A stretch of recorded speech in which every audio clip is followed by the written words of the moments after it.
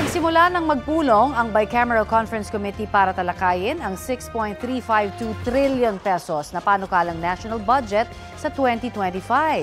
Bumuo ng Technical Working Group ang BICAM para ayusin ang pagkakaiba sa mga bersyon ng panukalang budget ng Senado at ng Kamara.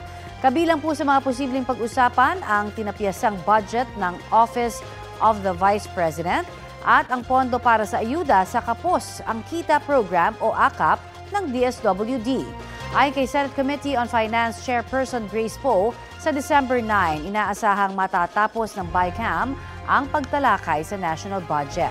Kapag inaprubahan ng BICAM ang 2025 budget, ipadadala ito sa Malacanang para sa pirma ng Pangulo.